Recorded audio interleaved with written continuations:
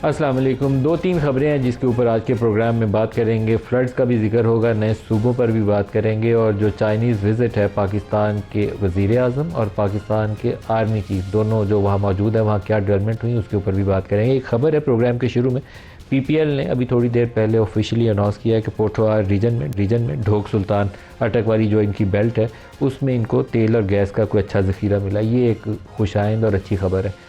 जब वो ट्रंप ने बोला था कि पाकिस्तान में तेल भी है तो काफ़ी दिन हम इसके ऊपर बहस करते रहे थे कि कहाँ तेल है। अमेरिका की अभी जो फर्स्ट प्रायोरिटी है वो ऑफशोर ड्रिलिंग है, जिसकी तरफ वो जाना चाहते हैं, क्योंकि ऑफशोर में कुछ एरिया जहाँ केकड़ा 2 ब्लॉक जो इमरान खान के दौर में बड़ी हाई होप्स के साथ ड्रिलिंग की गई थी, बाद में वो ड्राई वेल साबित हुआ। लेकिन तकरीबन जितने इंटरनेशनल सर्वेज हैं वो इस्टेब्लिश करते हैं कि उसके नीचे तेल और गैस का बड़ा ज़ख़ीरा मौजूद है पोटेंशली।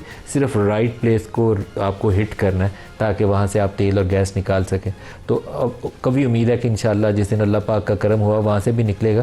लेकिन ये हमारी पोठोहार बेल्ट जो है जहाँ छोटी छोटी फाइंड्स हो रही हैं ये भी रिच है, और इसके अलावा बलूचिस्तान में जो खुजदार वाला इलाका है उसमें बहुत ज़्यादा बड़े ज़खायर होने के कभी इम्कानात मौजूद हैं। तो आइंदा आने वाले दिनों में अगर पाकिस्तान और अमेरिका और चाइना ये इस शोबे में पाकिस्तान की मदद करें तो पाकिस्तान में एक अच्छा ज़ख़ीरा तेल और गैस का निकल सकता है, जिससे हम 15-16 अरब डॉलर या 18 अरब डॉलर जो तेल की इंपोर्ट के ऊपर सालाना सर्व करते हैं और बैलेंस ऑफ पेमेंट क्राइसिस का शिकार होते हैं, उससे हम बड़े पैमाने पर निकलने में, ये अगर कोई अच्छी फाइंड एक या दो बड़े आपके रिजर्व्स निकल आए तो हम उस क्राइसिस से निकल सकते हैं।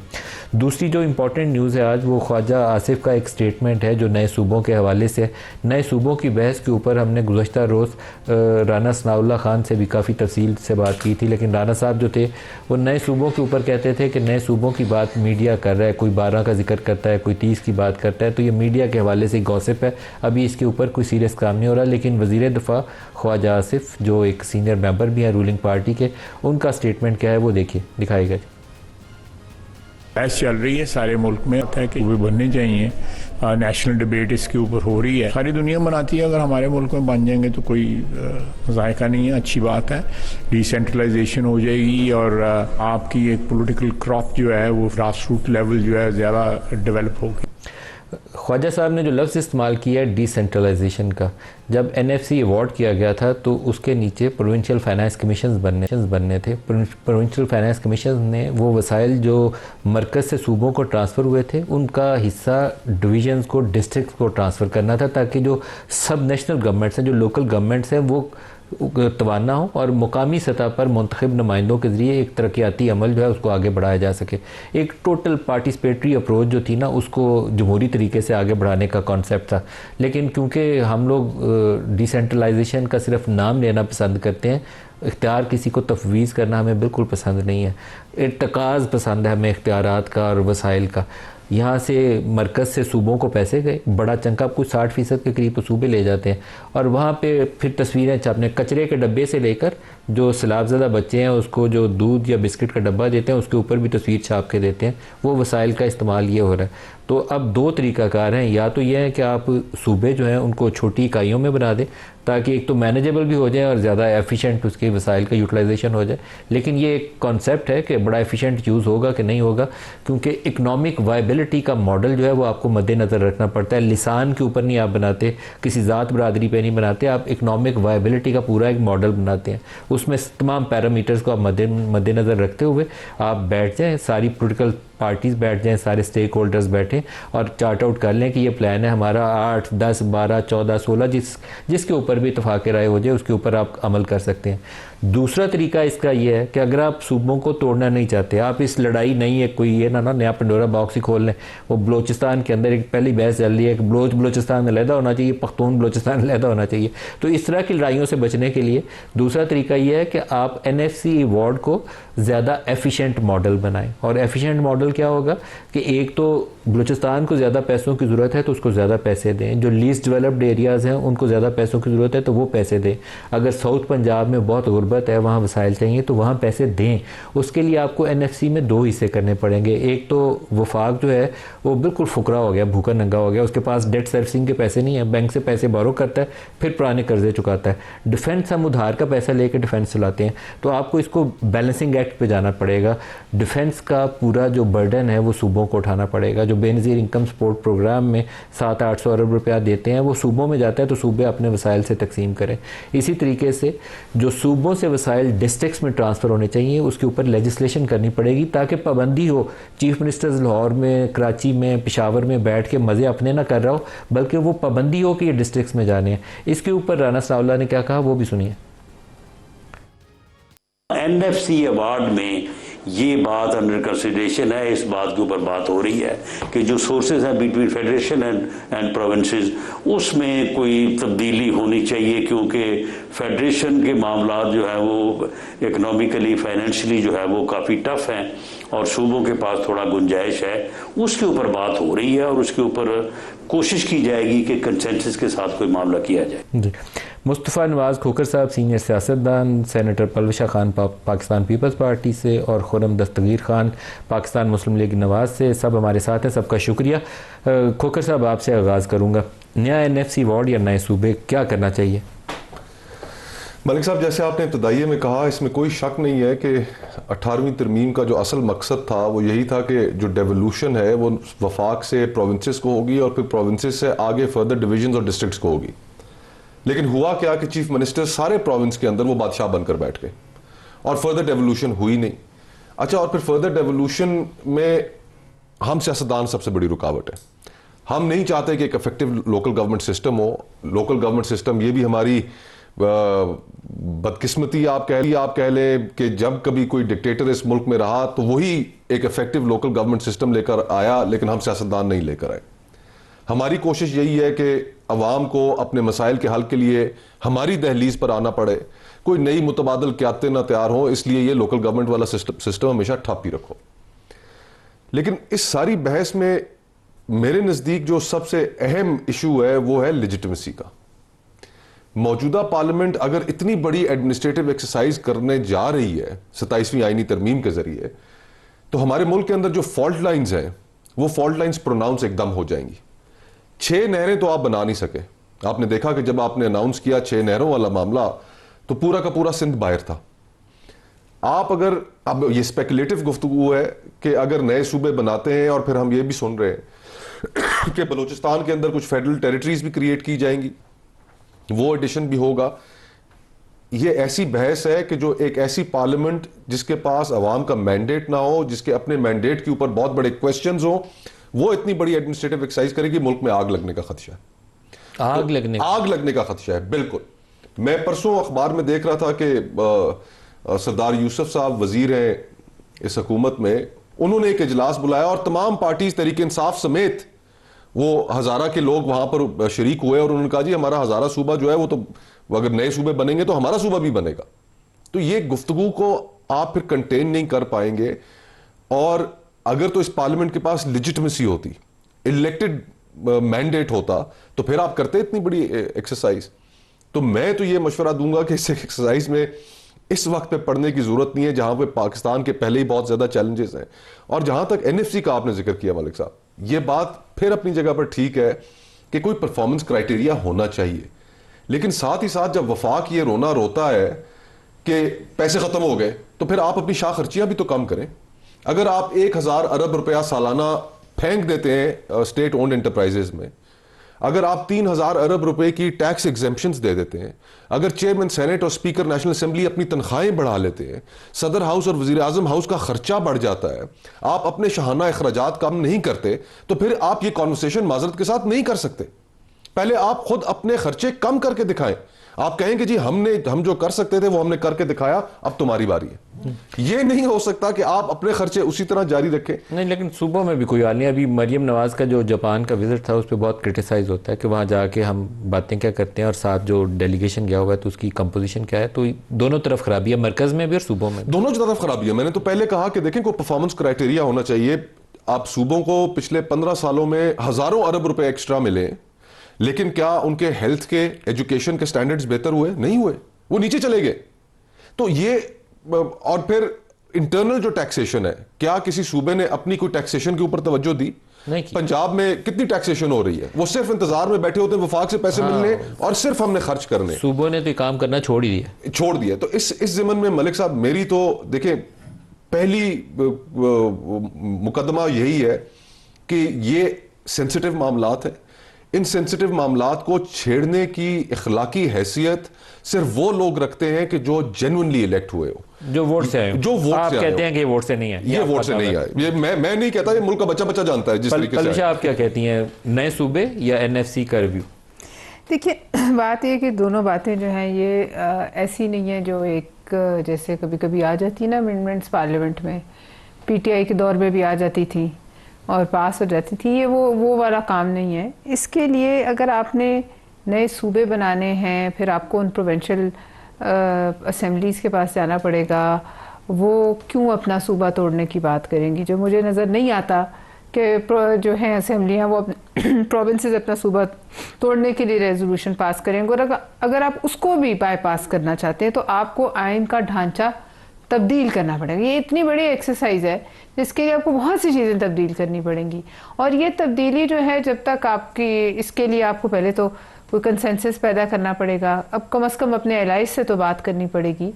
अभी तक तो किसी ने जो है, जहाँ तक पीपल्स पार्टी है, पाकिस्तान पीपल्स पार्टी से रब्ता नहीं किया। लेकिन इन तमाम चीज़ों को बगैर इत्तेफाक के राय के इस तरीके से तो नज़र नहीं आता है कि किया जा सकता है। Is it a doable option provinces को इस मौके पे करना या नहीं? है, मुश्किल है।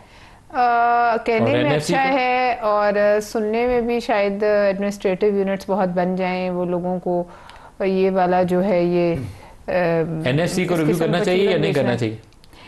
देखिए, बात ये है कि अगर एनएफसी के लिए भी आपको अमेंडमेंट लानी पड़ेगी बिल्कुल हर चीज़ के लिए। और दूसरी बात यह है कि यहाँ एफपीआर को भी तो अपनी कलेक्शंस बेहतर करनी चाहिए। एफपीआर की नाली का बोझ भी तो सूबे नहीं उठाएंगे। सूबों को कन्विंस करना, आपको बात करनी पड़ेगी। अभी तक तो किसी न किसी से बात नहीं की, लेकिन ये एक शोर जब मचता है ना, कुछ होने वाला है नहीं, एनएफसी बोर्ड कमेटी तो कॉन्स्टिट्यूट हो गई है। वो तो हो गई है, लेकिन बहरहाल आपको किसी को बताना पड़ेगा आप क्या सोच रहे हैं, क्या करना चाह रहे हैं। अभी तक हमसे तो किसी ने नहीं कहा। मैं खुरम साहब से पूछा हूँ, खुरम साहब आप क्या फरमाते हैं? ये बड़ा अहम इशू है, सूबे भी और एनएफसी अवार्ड भी, क्या करना चाहिए? जी, बड़ी वाज़ेह बात है कि कोई भी जो नया कदम उठाना है उसका जो यार्ड स्टिक है वो ये है कि पाकिस्तान के अवाम की जो खिदमत है वो बेहतर तरीके से हो सकती है या नहीं। अगर तो सूबे बनाने का मकसद ये है कि देखिए, हर सूबे में 36 महकमे होते हैं। अगर तो हमने वो 36 महकमे रेप्लिकेट करने हैं छोटे यूनिट्स बगैर गवर्नेंस को इम्प्रूव किए हुए, तो ये बिल्कुल बेहतर आइडिया नहीं है। इसी तरह हमने ये भी सोचना है कि अभी जो पाकिस्तान में 4 सूबे मौजूद हैं, क्या सूबे की गवर्नेंस का साइज से कोई ताल्लुक है या नहीं है। इस वक्त तो चले मेरा क्लेम होगा, मेरी जमात है कि जी पंजाब अगरचे सबसे बड़ा सूबा है, लेकिन सबसे बड़े सूबे की सबसे बेहतर गवर्नेंस है, और जितना छोटा सूबा है उतनी खराब गवर्नेंस है। तो क्या छोटा यूनिट पाकिस्तान की तारीखें कहती है कि छोटा यूनिट बनाने से गवर्नेंस बेहतर नहीं होती। तो लिहाजा वो भी एक, तो हमने जो भी काम करना है वो एक मंतकी यार्ड स्टिक पे करना है। इसलिए अगर इस पे जरूरी कोई बहुत ज्यादा सोच विचार है, तो बहुत साल पहले मुस्लिम लीग नून ने गालिबन 2012 में प्रपोजल था पंजाब असेंबली में कि एक कमीशन बना दिया जाए जो इसको मंतकी बुनियाद पर देखे कि कितनी पॉपुलेशन के ऊपर हमने ये 36 जो डिपार्टमेंट्स हैं उनको क्रिएट करना है, और फिर उसका जो नेक्स्ट कॉन्सिक्वेंस है उसके एनएफसी पे क्या असरात होंगे और सेनेट ऑफ पाकिस्तान में उसके क्या असरात होंगे। लिहाजा ये कोई इतना आसान काम नहीं है कि आप सिर्फ ये कह दें कि जी पंजाब के 2 हिस्से कर दें तो मुल्क के मसले हल हो जाएंगे। तो लिहाजा ये तो इसको तो बहुत सोच समझ कर, और ये लॉन्ग टर्म इशू है। जो एनएफसी है उस पर 2 फैक्ट्स हैं। एक फैक्ट तो ये है कि 18वीं तरमीम जो आइन से उसका ताल्लुक है, वो ये है कि 18वीं तरमीम ने ये सिर्फ ये कहा एनएफसी के बारे में कि सूबों का जो शेयर है वो कम नहीं होगा, दैट्स इट। उसके अलावा वही आइन है जिसके अंदर ये बात, आइन ये कहता है कि हर 5 साल बाद एनएफसी रिव्यू होगा। 16 साल हो गए एनएफसी रिव्यू नहीं हुआ। तो हमें ज्यादा जो रिव्यू है, जो कमेटी बनी है, वो एक आईनी रिक्वायरमेंट है जिसके जरिए हमें रिव्यू करना है पाकिस्तान। मसलन अब इस पे बात है जो बड़ा मुश्किल है पाकिस्तान के हालात में कहना कि 2009 में अगर हमने बलोचिस्तान को, जिसकी आबादी तकरीबन 6% है, अगर उसे हमने 9% शेयर दिया था, क्या वो रिव्यू हो सकता है? क्या वो कम हो सकता है? अब आज हम कह सकते हैं कि नहीं हमने उनको, क्योंकि बाकी सूबों ने उस वक्त कुर्बानी दी थी, सबसे बड़ी पंजाब ने दी थी, क्या उसको रिव्यू करने के लिए हम तैयार हैं? इशू यही है कि जो भी मयार होगा वो इस बात पर है कि सूबों के पास, जिनके पास वसाइल ज्यादा है, जो इश्यूज मेरे दोनों कॉलीग्स ने रेज किए हैं कि जी सूबों को टैक्सेशन भी रेज करनी है, उनको अपनी गवर्नेंस भी रेज करनी है, एफबीआर को भी अपनी बेहतरी करनी है, लेकिन इशू यही है कि सूबों को पहले से ज्यादा जो वफाक की रिस्पॉन्सिबिलिटीज हैं उसमें शेयर करना होगा। मसलन फॉर एग्जांपल जो सबसे कि अगर बेनजीर इनकम सपोर्ट प्रोग्राम है जो सूबों को बराह रास्त जा रहा है, उसके रहने वालों को जा रहा है, तो क्या सूबों का भी उसमें कोई शेयर होना चाहिए कि भी 50% उसका बोझ उस सूबे की हद तक सूबा उठाए और बाकी वफाक थे, या पूरा का पूरा उनको शिफ्ट किया जाए? क्योंकि वफाक के ऊपर पाकिस्तान के तमाम जो कर्जे हैं उनको वापस करने का बोझ है। या तो सूबे ये कहेंगे अच्छा जी हम इस शेयर में भी से अपना कोई थोड़ी सी रिस्पॉन्सिबिलिटी पहले से बढ़ाते हैं, ताकि वफाक के ऊपर जो एक एक्स्ट्रॉर्डनरी बोझ है, उसमें भी बहुत सारी हुकूमतों की कोताहियां भी हैं, लेकिन जो एक्स्ट्रॉर्डनरी बोझ है उसको कम करना है। तो ये दोनों सब्जेक्ट्स ऐसे हैं जिनको किसी भी जज्बाती या किसी सिंपलिस्टिक नारे की बुनियाद पर डील नहीं किया जा सकता। उनको आइन और पाकिस्तान के अवाम की जो खिदमत है उसको बेहतर करने का मयार ही होगा तो इनका फायदा होगा, अदरवाइज ये एक मेरी नजर में नीडलेस कंट्रोवर्सी। अच्छा खुरम साहब, ऑन एवरेज हम पिछले चंद सालों से 8% के करीब 8% ऑफ जीडीपी तकरीबन हम फिजिकल डेफिसिट करते हैं फेडरल गवर्नमेंट वाले, विच इज़ अनसस्टेनेबल। कोई दुनिया का तरीका नहीं है कि हम इसके साथ आगे चल सकें। चंद सालों में लोकल करेंसी में डिफ़ॉल्ट हमारे सर के ऊपर आ जाएगा। लेकिन अगर आप डिफेंस एक्सपेंडिचर जो हैं वो पॉपुलेशन शेयर बेसिस के ऊपर सूबों को ट्रांसफ़र कर दें और बीआईएसपी के फंड्स जो हैं वो सारे सूबे अपना अपना बोझ खुद उठाएं। जिसकी जितनी पॉपुलेशन है वो 300 अरब बांटना चाहता है, 1000 अरब बांटना चाहता है, अपने वसाइल से बांट दे। यहाँ पे आके आप बैलेंस हो जाते हैं। आपका तकरीबन 4% ऑफ जीडीपी जो है वो निकल जाएगा डेफिसिट से और आप सस्टेनेबल हो जाएंगे। कुछ आप फेडरल लेवल पे अपनी बेल्ट टाइटनिंग करें, 2-3% डेफिसिट ले आएँ तो आप ठीक हो जाएंगे, एकदम से ठीक हो जाएंगे। आपको इस पर काम करना पड़ेगा, आंखें बंद नहीं कर सकते, टाइम नहीं है उसके लिए। जी तो बिल्कुल आप ठीक कह रहे हैं, और उसके साथ जो आपने बिल्कुल दुरुस्त इश्यूज रेज की, जो इश्यूज पेंडिंग है वो ये भी हैं कि क्या एनएफसी में गिलगित बल्तिस्तान और आज़ाद जम्मू कश्मीर का शेयर होगा या नहीं होगा। जो प्रॉमिस है कि जो हमारे साबिक कबायली इलाके थे जो खैबर पख्तूनख्वा में जम हुए हैं, वो जो उनको प्रॉमिस्ड अमाउंट है जिसका वो शोर डालते हैं दुरुस्त तौर पे कि जी कमिटमेंट हुई थी, क्या वो कमिटमेंट बहुत ज्यादा रकम नहीं है? क्या वो सूबे का काम नहीं कि वो जिस सूबे का वो हिस्सा है वो उसको पूरा करे? तो इस तरह की बहुत सारी चीजें हैं जिसमें जो सूबों का ओवरऑल शेयर है उसमें हमें किसी आईनी तरमीम की जरूरत नहीं है, उसको मेंटेन किया जा सकता है। 57.2% है फेडरल रिसीट्स का। उसको मेंटेन करते हुए अगर सूबे जो हैं वो बेहतर अपनी जिम्मेदारियां उठाना शुरू कर दें और ज्यादा इस पूरे पाकिस्तान की जो इश्यूज हैं उनमें अपना हिस्सा लें, क्योंकि ये अलहदा नहीं है, पाकिस्तान का हिस्सा है वो बुनियादी, तो लिहाजा वो अगर करेंगे तो फेडरल गवर्नमेंट के ऊपर जो गैर मामूली इस वक्त बोझ है, और आपने दुरुस्त कहा कि अनसस्टेनेबल है, उसको भी सस्टेन करने में आसानी हो जाएगी। लेकिन ये एक ऐसा डायलॉग है जिसको शुरू करना और इसको जज्बातियत से अलहदा रखना, ये एक बहुत बड़ा चैलेंज होगा। खोखर साहब, आप क्या फरमाते हैं? आप लोग इसके ऊपर माजी में कुछ पेपर्स भी निकालते रहे, थिंक टैंक के तौर पर आप लोगों ने इस पर काम किया हुआ है, लेकिन इसके बगैर अब चारा नहीं है। चाहे जो मर्जी कहें कि ये एफिशिएंट है या वो एफिशिएंट है, लेकिन 8-9% फेडरल गवर्नमेंट डेफिसिट करती है। फिर हम सूबों से कहते हैं कि अपने जो वसाइल हैं इसमें आप सरप्लस क्रिएट करें, क्योंकि ओवरऑल फिजिकल डेफिसिट की हमने एक लिमिट IMF तय की होती है, उनसे वो पैसे बचवाते हैं फेडरल डेफिसिट को कम करके दिखाने के लिए, ओवरऑल फिजिकल डेफिसिट को कम करें। तो ये एक आर्टिफिशियल अरेंजमेंट है which is going to bust someday, आज नहीं तो कल हो जाएगा। देखिए, इस मुल्क को हम चलाई आर्टिफिशियल अरेंजमेंट्स पे रहे, और सिर्फ आपके फाइनेंसेस नहीं, आपके हर मामले के अंदर एक फायर फाइटिंग का होता है कि कोई प्रॉब्लम खड़ी हो गई तो चले उस वक्त वक्ती तौर पे उसको करने के लिए कोई चीज़ें आप अखज़ कर लेते हैं, बना लेते हैं, और फिर बाद में उन प्रॉब्लम्स को कभी हल करने की आप कोशिश नहीं करते। तो ये एटीट्यूड तो हमारा एक कन्वेंशनल एटीट्यूड है ही है। सवाल ये है हमारे सामने मलिक साहब, मैं इसको इस तरह देखता हूं कि 25 करोड़ लोगों का मुल्क है।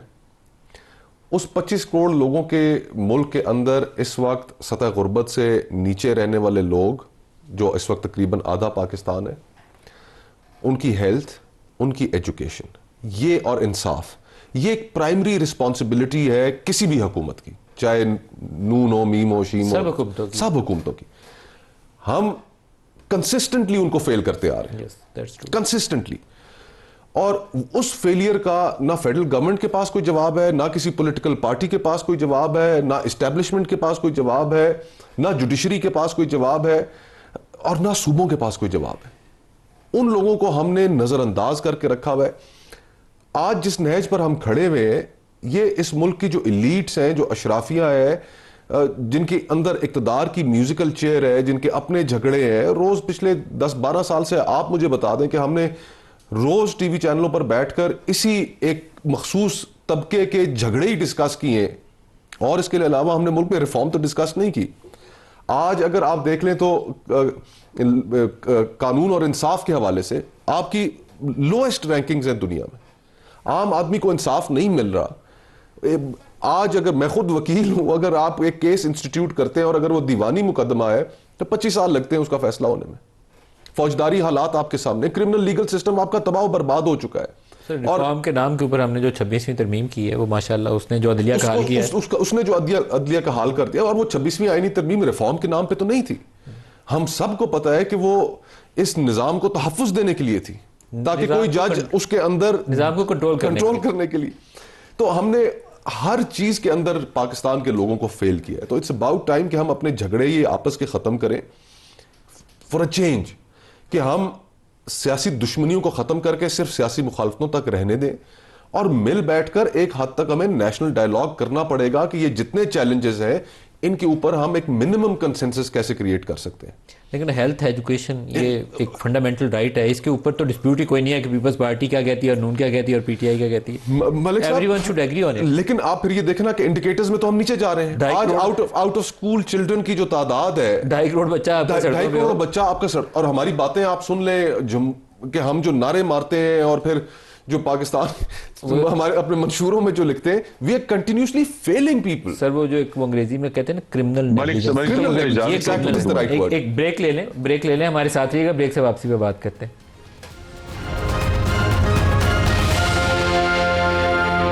प्रोग्राम में दोबारा खुशामदीद कहते हैं।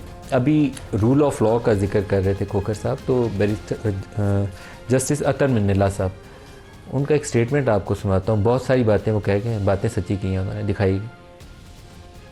हम इस मुल्क का जो तबाही कर सकते थे वो हमने किया, और हमें तस्लीम करने से कभी घबराना नहीं चाहिए। 77 साल से यहाँ पे कॉन्स्टिट्यूशनल गवर्नेंस नहीं रही, आईन की बालादस्ती नहीं है, कानून की हुक्मरानी नहीं है, यहाँ पे इलीट कैप्चर है, क्योंकि यहाँ पे कॉन्स्टिट्यूशनल गवर्नेंस नहीं है। अगर मैं कुछ नहीं कर रहा बतौर जज, आईन की भी खिलाफ वर्जी कर रहा हूं, अपने ओथ की भी खिलाफ वर्जी कर रहा हूं। कॉन्स्टिट्यूशनल गवर्नेंस का बड़ा सादा सा मतलब, सब आईन के ताबे होंगे, कोई भी इदारा किसी पॉलिटिकल इंजीनियरिंग नहीं करेगा, और जो भी अवामी नुमाइंदे इलेक्ट होंगे वो हकीकी, साफ और शफाफ इंतखाबात से इलेक्ट होंगे। बदकिस्मती से 77 साल से ये भी हम सब का एक ख्वाब रहा है। जो कहता है कि ये आज हाइब्रिड निजाम है, इसका मतलब है अमरीयत, वे फॉरवर्ड का कहा गया। वे फॉरवर्ड तो एक ही है, आईन है। आईन के तहत गवर्नेंस होगी तो वही वे फॉरवर्ड है। पलवशा, आपका रद्द-ए-अमल, जस्टिस साहब ने बातें तो सच्ची सच्ची कह दी हैं, आज आपका रद्द-ए-अमल क्या है? देखिए, बहुत सी बातें ठीक हैं, लेकिन अब जब हुकूमत कहती है कि एक हाइब्रिड निज़ाम है तो फिर हम उस पर क्या कह सकते हैं। जब वो एक तस्लीम कर रही है कि ये एक ऐसा मिक्स है जो जिसको हाइब्रिड का नाम दिया गया है, तो फिर वो उसको अब हम वही मानेंगे जो वो कह रहे हैं, उस पर हम जब वो खुद मान रहे हैं। लेकिन बात यह है कि जो भी निज़ाम है या जो भी अभी हमें मौजूदा हालात जो अवेलेबल है, हमने उसी में काम करना है। फ़िलहाल हम ख्वाहिश कर सकते हैं कि हम एक ऐसा मुल्क बन जाएं जहां इस दूध और शहद की नहरें बहें और इंसाफ का बोलबाला हो, लेकिन निज़ाम को जो भी नाम दिया जाए, हाइब्रिड है या हाइब्रिड प्लस प्लस हो, लेकिन उसको डिलीवर करना चाहिए। क्या ये डिलीवर कर रहे हैं? देखिए, मैं आपसे यही बात कर रही थी ब्रेक में कि ये जो एक अभी पॉवर्टी यानी गुर्बत, इस सैलाब के बाद और लुटे पुटे लोग, और वो जो है उनका एक सैलाब आएगा, उसको टैकल करने के लिए हुकूमत के पास कोई सोच है? There is no plan. There is no plan is very dangerous. There is no plan का मतलब भूखा पेट और भूखे बच्चे को भूखा पेट कुछ नहीं देखता। भूखे पेट के पास खोने के लिए कभी कुछ नहीं हुआ। तो लिहाजा इस पर सोचने के बजाय हम और बहसों में पड़ जाएं कि अभी हम इन सूबों की जो भी हमने सोच रहे हैं कि चीर फाड़ करनी है वो हम बाद में कर सकते हैं। लेकिन फिलहाल ये जो एक गुर्बत का सैलाब आ गया है, महंगाई का सैलाब आ गया है, कोई फसल आपकी नहीं बची है, कोई कैश क्रॉप नहीं बची, आपने एक्सपोर्ट क्या करना है, कॉटन नहीं बची, आपकी चावल डूब गए या लोगों के घर बार डूब गए, आपकी अब बताइए जो कीमतें हैं बाजार में 500 रुपए किलो के करीब टमाटर पहुंच गए, इसका क्या बनेगा? वो लोग कहाँ जाएंगे जिनकी जमीनें जो हैं वो ऊपर लेंटरों तक पानी में, जिनके घर डूबे हुए हैं, उनके मवेशी गए। बात ये सोचने की है, ऊपर से इंडिया पानी छोड़े जा रहा है। मेरी बात सुने, ये रावी 38 साल बाद बाहर लोग बहुत खुश हुए, ठीक है, हमें भी अच्छा लगा है कि पानी बह रहा है, लेकिन ये पानी हमें डुबोने के लिए छोड़ा गया है। और जब इसका मफाद हो तो वो रोक ले, जब उसका नुकसान हो तो वो हमें डुबोने के लिए इस तरफ छोड़ दे। इस पर, और वैसे भी इंडस वाटर ट्रीटी तो उन्होंने खत्म ही कर दी है ना, वो तो खत्म ही कर दी है ना, तो फिर हम भी तो पाबंद नहीं है ना। और जब मरने के लिए पानी छोड़ना है तो वो हमारी तरफ छोड़ दे, और जब नफे के लिए हो तो वो अपनी तरफ स्टोर कर लें और साला साल वाटरवेज जो है वो सूखे रहे। और हाँ, जो यहाँ टिम्बर माफिया है, जो यहाँ ये माउंटेन्स को काटने वाला माफिया है, जो पहाड़ों को काटने वाला माफिया है, और जो ये रिवर बेड पे इंक्रोचमेंट करने वाला माफिया है, चाहे कहीं हो, किसी सूबे में हो, सारे लोग जो मरे हैं या जिनके नुकसान हुए हैं उनकी कत्ल की और नुकसानात की FIR इन लोगों पे काटे। ये एक काम करें वजीर आजम साहब, हिम्मत हौसला करके, चाहे उनके अपने लोग इसमें आए, चाहे किसी का भी बंदा आए, तो फिर ये मुल्क बच सकता है। वरना ये अब आप देखिए जो तबाही है ये हम बर्दाश्त कर सकते हैं? जब हम इससे निकलेंगे ना, ये पानी गुजर जाएगा, तब हमें पता चलेगा हम कहाँ खड़े हैं। खुरम साहब, जो पंजाब में एवरेज लैंड होल्डिंग है रूरल एरियाज़ में वो बहुत ज़्यादा नहीं है, बहुत छोटी छोटी लैंड होल्डिंग है, 2-2, 3-3 एकड़, और बहुत सारे ख़ानदान ऐसे हैं कि जो माल मवेशी 2 भैंसें हैं, एक गाय या एक बकरी रखी हुई है तो उसी के ऊपर, और 1-1.5 एकड़ ज़मीन है, गांव में किसी की फसल काट लेता है और वो दूध धो लेता है अपनी भैंस का, और उसी से उसका महीना चल रहा होता है। वो डिस्प्लेस हो गए, किसी की भैंस चली गई पानी में, किसी की वो फसल तो तकरीबन सारों की डूब गई ना। आपकी राइस की क्रॉप जो है वो अब दुआएं मांगनी पड़ेंगी कि उसका कुछ बचेगा या नहीं बचेगा। सब्जियां वब्जियां भी गई, उनके लिए हमें कुछ सोचना पड़ेगा। 4 मिलियन अभी हम कह रहे हैं कि मुतासर हुए हैं, एक्चुअल नंबर जो है बहुत बड़ा होगा, 4 मिलियन नहीं होगा, क्योंकि बेशतर देहात इस वक्त पानी के नीचे है। तो क्या करेंगे? क्या कोई there should be a bigger plan इन लोगों को रिहेबिलिटेट करने के लिए, उसके ऊपर कोई सोच है? जी, हम सब इंतजार कर रहे हैं कि पाकिस्तान के चारों सूबे जो हैं इस डिजास्टर के बाद ये अनाउंस करेंगे कि वो हर साल अपने जो उनका डेवलपमेंट बजट है और दूसरा बजट है उसका एक खास हिस्सा फ्लड मिटिगेशन के लिए इस्तेमाल करें। इरिगेशन और एग्रीकल्चर दोनों सूबाई सब्जेक्ट्स हैं, जहां हम बड़ा जेलसली एक गार्ड करते हैं कि जी ये सूबे का सब्जेक्ट है और ये वफाक का सब्जेक्ट है, तो फिर वहां भी रिस्पॉन्सिबिलिटी लेनी पड़ेगी। और पहली जो रिस्पॉन्सिबिलिटी है वो ये है कि जो पाकिस्तान में आप समझ लें गिलगित बल्तिस्तान से शुरू होकर ठट्ठा तक जाए, जो पानी की गुजरगाहें हैं उनको हर सूबे को मैप करके रिंग फेंस करना है कि इसके अंदर अब कोई तामीर या कोई घर नहीं बने, इसके अंदर कोई किसी किस्म की कोई एक्टिविटी नहीं होगी जो कि इस तरह जब फ्लड आए तो उसमें फिर जो जानों का ज़िया। दूसरा ये है कि जो दरिया है उसका जो फ्लड होना है वो उसके अपने बेनिफिट्स भी हैं, ठीक, वो अपनी जगह पर डिस्प्लेस होते हैं लोग। 2014 में जब लास्ट टाइम चनाब में मेजर फ्लड आया था तो उस वक्त शहबाज शरीफ साहब वजीर आला थे, उन्होंने जो मवेशी थे वो रिप्लेस किए थे जिसका नुकसान हुआ था। तो जो दूसरी अब ड्यूटी, एक तो गुजरगाहों को रिंग फेंस करें, दूसरा ये सूबों का एक उनके लिए एक और चैलेंज है कि वो जो सर्वे करने हैं रिहेबिलिटेशन के, जिसमें लोगों को घर बनाने के लिए या मवेशी रिप्लेस करने के लिए जो इमदाद देनी है, वो सर्वे जो है उनमें इंटेग्रिटी हो, वो दुरुस्त सर्वे हो, ताकि हकदारों तक उनका जो हक है वो पहुंचाया जाए जो करना चाहता है। तीसरा जो इश्यू है वो यही है कि बहरहाल हमें अक्रॉस पाकिस्तान में जहां जहां से पानी गुजर रहा है इस किस्म के फ्लड से बचने के लिए हमें बड़ी मेजर इन्वेस्टमेंट्स करनी है, सूबों को भी और वफाक को भी, कि ताकि हम, और ये इन्वेस्टमेंट्स वो हैं जो आम सालों में खाली पड़े रहेंगे, जो स्टोरेज के एरियाज होंगे, या अगर आप कोई और इस तरह के चैनल्स बनाते हैं जो डाइवर्ट करें फ्लड वाटर को, जो आम साल, लेकिन हमें बहरहाल ये हजारों अरब की इन्वेस्टमेंट है जिसका आगाज हमें इसी साल से करना होगा। तो ये तीन चीजें तो फौरी तौर पर हैं जिस पर बजाय ये कि वफाक और सूबे जो हैं वो आपस में उसमें मेरे ज़हन में एक तजवीज़ है, मेरे ज़हन में एक तजवीज़ है जिसमें आप तीनों मेहमानों से राय लेना चाहता हूँ। आप सूबों के पास बहुत वसाइल हैं, पंजाब के पास कई हज़ार अरब का बजट मौजूद है, तो हर वो मुतासरा गांव जहाँ पे पानी आया और उसकी फसल डूब गई है, 2-2, 3-3 एकड़ वाले लोग जिनके भैंसें पानी में बह गई हैं या उनका चारा डूब गया, तो आप उनको इंटरेस्ट फ्री लोन 10 लाख तक का 5-5 साल की मुद्दत फॉर रीपेमेंट पीरियड उन सब को दें, वो वापस भी कर देंगे और उनको भैंस खरीदने के लिए वसाइल भी मैसर आ जाएंगे। और वो कच्ची छतें डालते हैं, वो हमारी तरह के पक्के घर बना के नहीं बैठते, उनका 10 लाख में वो काम जो है थोड़ी बहुत उसकी भी मदद मिल जाएगी। तो लेकिन ये आपको शफाफियत से करना पड़ेगा कि वो हकदार को मिल जाए, ये ना हो कि वो एमपीज के जो घर वाले हैं उसके नाम के ऊपर 10 करोड़ का कर्जा गया हो, 10-10 लाख एक फैमिली को आप इंटरेस्ट फ्री लोन दे दें। नहीं, तो ये मलिक साहब ये एक्सरसाइज पूरी आज से 11 साल पहले पंजाब में हो गई थी, उसके तमाम मैकेनिज्म्स मौजूद हैं, कार्ड्स के जरिए जो है वो रिलीज दिया गया था। सिंध ने भी इसमें काफी काम किया 2022 में। तो ये उसको दोबारा, तो मैंने कहा असल इशू ये है कि जो सर्वे है वो इंटेग्रिटी का हो कि हकदार तक उसका हक पहुंचे, otherwise mechanism already in place है।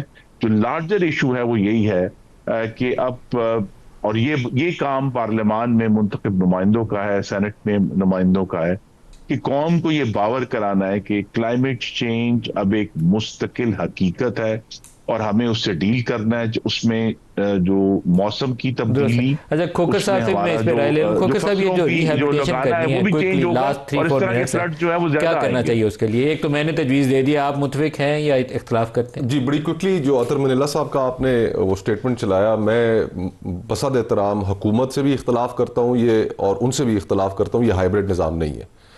एक ज़माना था पाकिस्तान स्ट्रगलिंग डेमोक्रेसी के तौर पर देखा जाता था, फिर डेमोक्रेसी इंडेक्स ने पाकिस्तान को हाइब्रिड निज़ाम में डाला, हाइब्रिड की कैटेगरी में डाला, और अब अगर आप डेमोक्रेसी इंडेक्स उठाकर देखें तो उसमें पाकिस्तान अथॉरिटेरियन ममालिक की फहरिस्त में शामिल है। जहाँ तक ये सैलाब के मुतल्लिक आपने कहा, दुरुस्त लफ्ज़ इस्तेमाल किया फ्लड मिटिगेशन का, खुरम भाई ने हमें, आप ही के प्रोग्राम में गालिबन मुसद्दिक मलिक साहब के साथ मैं था, तो उन्होंने, वो क्लाइमेट के मिनिस्टर हैं, उन्होंने कहा कि अगले साल जो मानसून की बारिशें हैं वो तकरीबन 24% ज्यादा होंगी नॉर्मल से। इस साल से भी ज्यादा है? इस साल से भी ज्यादा है। तो ये अभी इस साल इंटेंसिटी है, इससे अगले साल की इंटेंसिटी ज्यादा दुगनी है। मैंने कहा 2-2 महीने बाद। तो अब जब इतनी इंटेंसिटी होगी तो ये एक, अब हमारी जिंदगियों का क्लाइमेट चेंज एक हिस्सा बन गया है। अब हमें उससे बचने के लिए परमानेंट अपने मैकेनिज्म्स बनाने पड़ेंगे, और उन परमानेंट मैकेनिज्म्स के अंदर के अवाम को हमने किस तरीके से इससे ना सिर्फ महफूज रखना है, बल्कि जो लोग इसके हाथों शिकार होंगे उनको किस तरह दोबारा जिंदगी में वापस लेकर आना है। पलशा आखिरी मिनट है, तो कोई 10 साल मनसूबा चाहिए। देखिए नदीम मलिक साहब, ये जो क्लाइमेट चेंज है तो एक हकीकत नजर आ रही है, लेकिन इसमें आम बंदे का तो कोई कसूर नहीं है जो कुछ हो रहा है। ये तो देखिए, आम बंदे को कह दे, वो क्या करेगा? आम बंदा जो पहाड़ काट रहे हैं, जो दरख्त काट रहे हैं, जो इंक्रोचमेंट्स कर रहे हैं, जो बड़ी बड़ी सोसाइटियां काट रहे हैं, हजारों एकड़ जमीनें वो ले रहे हैं, वो आम बंदा अफोर्ड कर सकता है? आम बंदा तो भुगतने के एंड पे है। लिहाजा ये हाथ डालना पड़ेगा उन मगरमच्छों पर जो अपनी लेके सोसाइटी काट के पैसे लेके निकल जाते हैं बेच बाच के, और पीछे वो लोग जिन्होंने वहां घर बनाए हैं, या वो लोग जो, अब आप इस्लामाबाद में देख लें, कब इतनी फ्लडिंग इस्लामाबाद में होती थी, किस तरीके से। अभी मैं आ रही थी आपके शो के लिए, तो अभी बिला वजह की डेवलपमेंट और सड़कें जिनकी कोई जरूरत नहीं। अभी मैं आ रही थी तो मैं देख रही थी F9 पार्क के साथ साथ आके खड़े हो गई है, बस मशीनरी वहां बढ़ाना है, वो दरख्त जो 2-4 लगे हैं वो भी काटने, इसको बंद करें। वजीर आजम साहब वापस आए और इस पर फौरन जो है एरियाज को प्रोटेक्ट करने के लिए कुछ लेजिस्लेशन, सख्त किस्म की लेजिस्लेशन, बिल्कुल इसको जुर्म बनाया जाए। मुल्तान में ये जो दरियाओं ने जो जमीन काटी है, वो एरिया है जहाँ किसी जमाने में आम के बागात थे, उनको काट के तो सोसाइटीज बनाई गई थी। सबसे पहले वो दरिया ने उसी जमीन को काटा आके। दरिया अपनी जमीन वापस ले लेगा। दरिया सबसे बड़ी एंटी एनक्रोचमेंट है, किसी कोई दुनिया की ताकत दरिया के पानी को नहीं रोक सकती। लिहाजा ये वजीर आजम साहब वापस आ जाए अगर वहां उनका काम खत्म हो गया है, और आकर यहाँ दो जो दादरसी ग्रीन एरियाज को प्रोटेक्ट करने के लिए सारे सूबों को बैठ के कानून पास करना पड़ेगा। इस्लामाबाद समेत हाँ पूरे बिल्कुल मुल्क में। देखिए क्योंकि ये 18वीं तरमीम के बाद सूबों के पास चले गए, सब सूबे इसको जो है वो सफर कर रहे हैं, तो लिहाजा लोगों को कहना, लोगों को खुद दरख्तों को प्रोटेक्ट, जहां दरख्त कटता देखें लोग वहां शोर डाल दें, उनको ये पता होना चाहिए दरख्त नहीं कट रहा, उनके बच्चे कट रहे हैं, उनका गला कट रहा है, उनका रोजगार कट रहा है। पलूशा खान, मुस्तफ़ा नवाज खोखर साहब, खुद अब सबका बहुत शुक्रिया। आज के लिए इतना ही, इजाज़त दीजिए, अल्लाह हाफिज़।